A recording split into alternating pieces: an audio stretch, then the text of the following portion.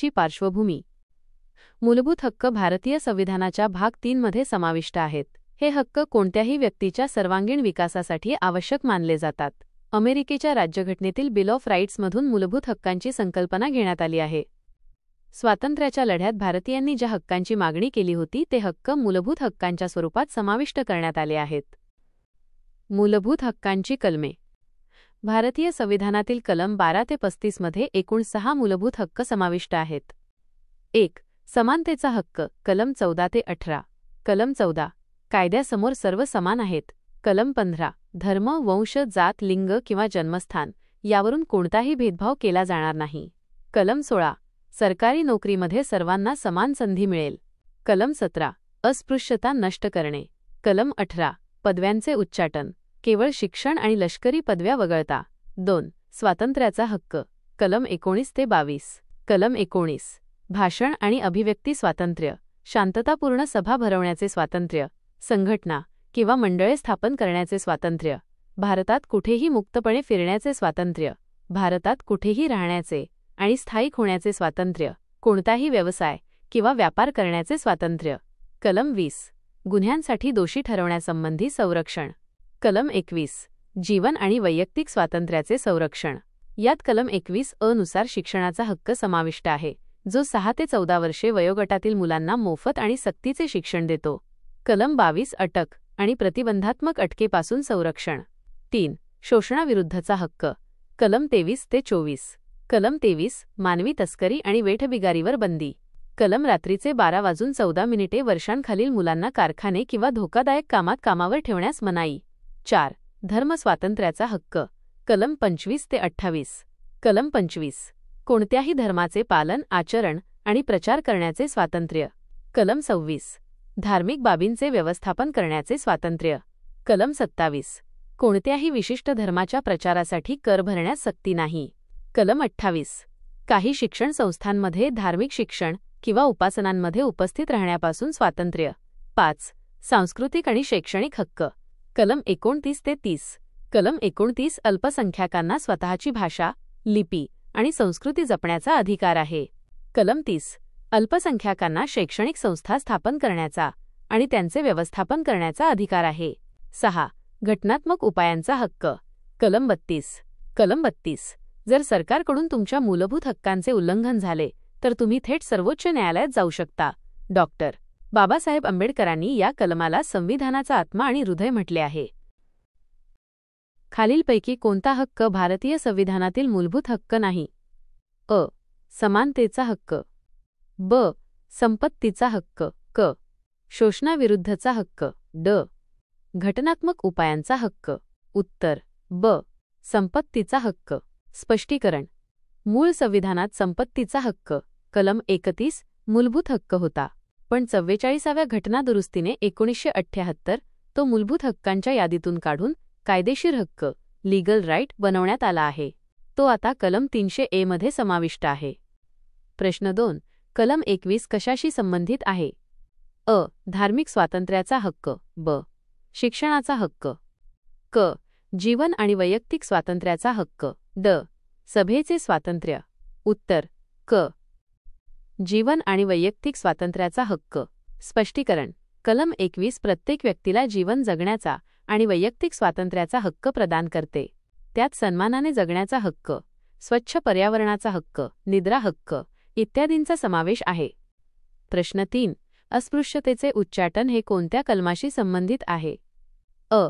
कलम 15. ब. कलम 16. क. कलम 17. ड. कलम 18. उत्तर क. कलम 17. स्पष्टीकरण. कलम 17 अस्पृश्यता पूर्णपणे रद्द करते आणि कोणत्याही स्वरूपात तिचा सराव करण्यास सक्त मनाई करते. हे कलम समानतेच्या हक्काचा एक महत्त्वाचा भाग आहे. कलम 32 हे भारतीय संविधानातील एक अत्यंत महत्त्वाचे कलम आहे जे नागरिकांना त्यांच्या मूलभूत हक्कांचे संरक्षण मिळवून देते. या कलमाला घटनात्मक उपायांचा हक्क असे म्हणतात आणि डॉक्टर बाबासाहेब आंबेडकरांनी याला संविधानाचा आत्मा आणि हृदय असे म्हटले आहे. हे कलम महत्त्वाचे का आहे हे समजून घेण्यासाठी मूलभूत हक्क आणि कलम 32 यांच्यातील संबंध पाहणे आवश्यक आहे. कलम 32 आणि मूलभूत हक्क. मूलभूत हक्क हे भारतीय नागरिकांना मिळालेले असे हक्क आहेत जे त्यांच्या सर्वांगीण विकासासाठी आवश्यक आहेत. परंतु जर या हक्कांचे उल्लंघन झाले तर त्याला कायदेशीर संरक्षण मिळणे गरजेचे आहे. कलम 32 हेच संरक्षण पुरवते. हे कलम प्रत्येक नागरिकाला त्याच्या मूलभूत हक्कांचे उल्लंघन झाल्यास थेट सर्वोच्च न्यायालयात सुप्रीम कोर्ट जाण्याचा अधिकार देते. दुसऱ्या शब्दांत इतर मूलभूत हक्क हे केवळ कागदावरचे कायदे ठरले असते जर त्यांच्या अंमलबजावणीसाठी कोणतीही यंत्रणा नसती.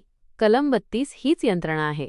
हे कलम मूलभूत हक्कांना खऱ्या अर्थाने अर्थपूर्ण बनवते.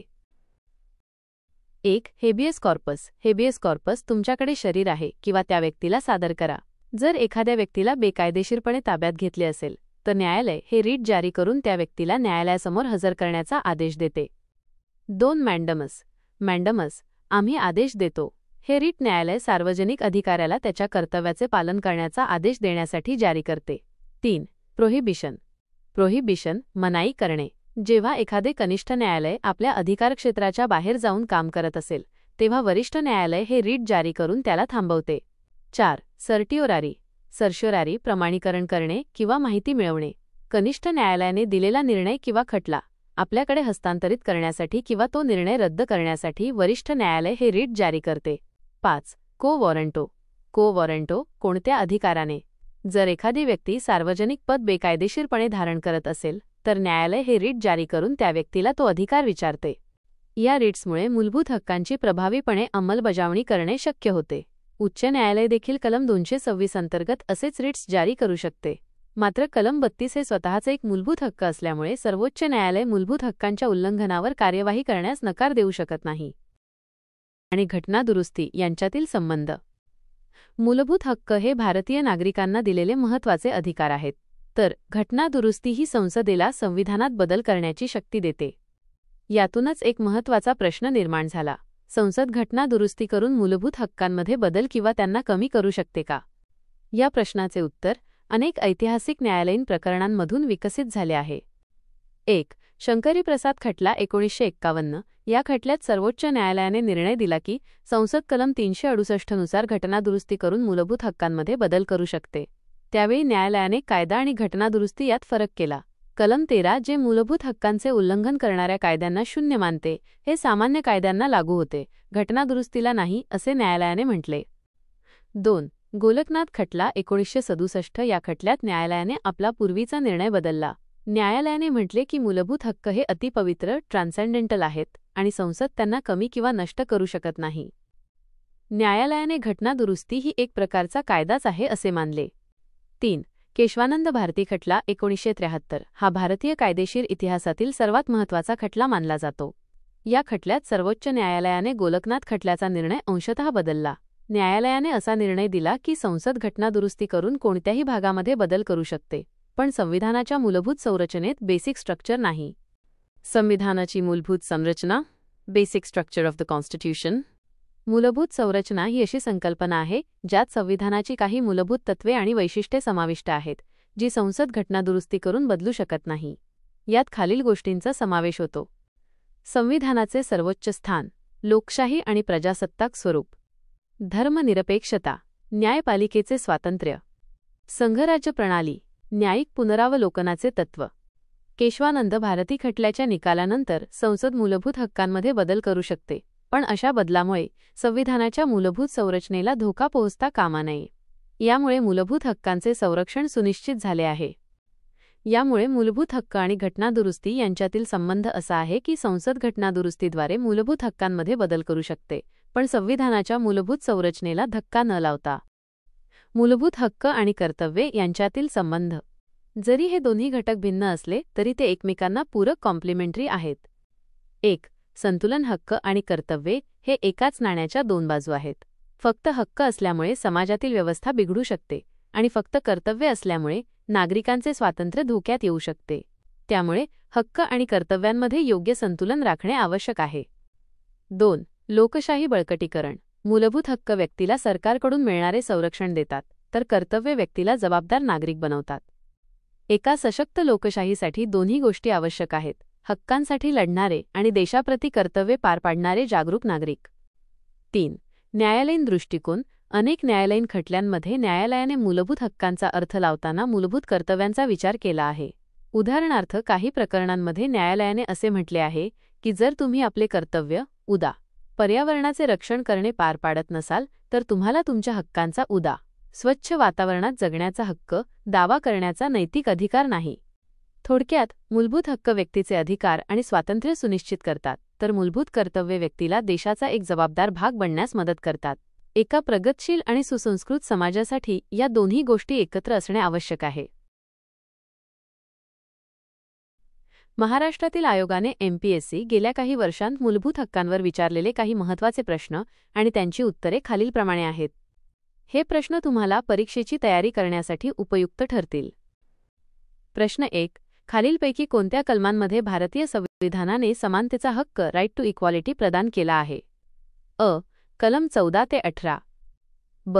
कलम 19 ते 22. क. कलम 23 ते 24. ड. कलम 25 ते 28. उत्तर अ. कलम 14 ते 18. प्रश्न 2. डॉक्टर बाबासाहेब आंबेडकरांनी भारतीय संविधानातील कोणत्या कलमाला संविधानाचा आत्मा आणि हृदय soul and heart of the constitution असे म्हटले आहे? अ. कलम 14. ब. कलम 19. क. कलम 21. ड. कलम 32. उत्तर ड. कलम 32. स्पष्टीकरण. कलम 32 हे घटनात्मक उपायांचा हक्क राईट टू कॉन्स्टिट्यूशनल रेमेडीज म्हणून ओळखले जाते. या कलमानुसार जर एखाद्या व्यक्तीच्या मूलभूत हक्कांचे उल्लंघन झाले तर ती व्यक्ती थेट सर्वोच्च न्यायालयात दाद मागू शकते. हे कलम मूलभूत हक्कांना खऱ्या अर्थाने प्रभावी बनवते. त्यामुळे डॉक्टर आंबेडकरांनी याला विशेष महत्त्व दिले. प्रश्न 3. भारतीय संविधानातील कोणत्या घटनादुरुस्तीने शिक्षणाचा हक्क राईट टू एज्युकेशन हा एक मूलभूत हक्क बनवला? अ. 86वी घटनादुरुस्ती 2002. ब. 42वी घटनादुरुस्ती 1976. क. 44वी घटनादुरुस्ती 1978. ड. 91वी घटनादुरुस्ती 2003. उत्तर अ. 86वी घटनादुरुस्ती 2002. स्पष्टीकरण. 86व्या घटनादुरुस्तीने 2002 मध्ये संविधानात कलम 21 जोडण्यात आले. यानुसार 6 ते 14 वर्षे वयोगटातील सर्व मुलांना मोफत आणि सक्तीचे शिक्षण देणे हा राज्याचा एक मूलभूत अधिकार आहे. हे कलम जीवन आणि वैयक्तिक स्वातंत्र्याचा हक्क कलम 21 याचा एक भाग बनले आहे. प्रश्न 4. खालीलपैकी कोणता हक्क मूळ संविधानात मूलभूत हक्क होता पण नंतर तो काढून टाकण्यात आला? अ. समानतेचा हक्क. ब. संपत्तीचा हक्क. क. स्वातंत्र्याचा हक्क. ड. धार्मिक स्वातंत्र्याचा हक्क. उत्तर ब. संपत्तीचा हक्क. स्पष्टीकरण. मूळ संविधानात संपत्तीचा हक्क कलम 31 हा एक मूलभूत हक्क होता, पण 44व्या घटनादुरुस्तीने 1978 मध्ये तो मूलभूत हक्कांच्या यादीतून काढून टाकण्यात आला. आता तो एक कायदेशीर हक्क लीगल राईट म्हणून कलम 300A मध्ये समाविष्ट आहे. प्रश्न 5. Habeas corpus. हेबियस कॉर्पस या रीटचा अर्थ काय आहे? अ. आम्ही आदेश देतो. ब. कोणत्या अधिकाराने. क. प्रमाणित करणे. ड. तुमच्याकडे शरीर आहे. उत्तर ड. तुमच्याकडे शरीर आहे. स्पष्टीकरण. हेबियस कॉर्पस या लॅटिन शब्दाचा अर्थ तुमच्याकडे शरीर आहे असा होतो. जर एखाद्या व्यक्तीला बेकायदेशीरपणे ताब्यात घेतले असेल तर सर्वोच्च न्यायालय किंवा उच्च न्यायालय हे रीट जारी करून त्या व्यक्तीला न्यायालयासमोर हजर करण्याचा आदेश देते. हा रीट नागरिकांच्या वैयक्तिक स्वातंत्र्याचे संरक्षण करण्यासाठी अत्यंत महत्त्वाचा आहे.